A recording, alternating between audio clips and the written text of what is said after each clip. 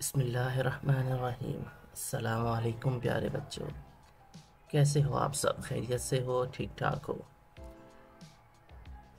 یہ گرمیوں کا ایک خوشگوار دن تھا، ٹھنڈی ہوا چل رہی تھی، آسمان پر ہلکے بادل چھائے ہوئے تھے۔ ایک کوا تالاب کے کنارے ایک پتھر پر بیٹھا اور ٹھنڈی ہوا سے لطف اندوز ہونے لگا۔ تالاب میں موجود راج ہنس نے کوے کو دیکھا تو کوے کے پاس آ گیا۔ اس نے سلام دعا کے بعد پوچھا، تم آج کھوئے کھوئے لگ رہے ہو؟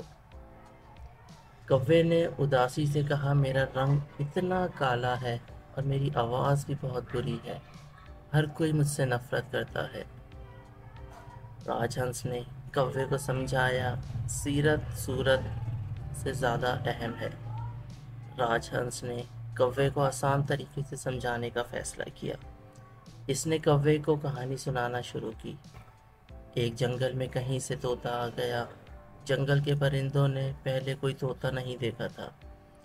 طوطا نہایت خوبصورت تھا اور اس کی آواز بھی بہت اچھی تھی۔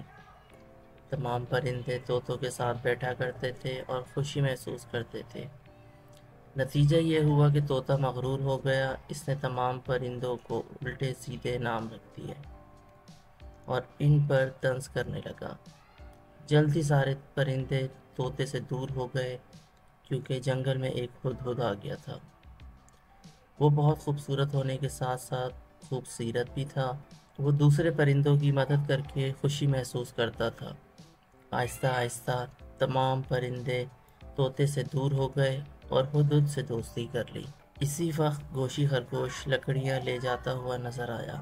کوے نے کہا، گوشی بھائی کہاں جا رہے ہو؟ گوشی نے کہا، چھت کی مرمت کرنی ہے۔ کوا گوشی کی مدد کرنے اس کے ساتھ چلا گیا۔ کوے کو خوش دیکھ کر راج ہنس اطمینان محسوس کر رہا تھا۔ تو یہ تھی ہماری آج کی کہانی۔ اگلی کہانی کے ساتھ پھر ملیں گے، تب تک اپنا بہت سارا خیال رکھیے گا۔ اللہ حافظ۔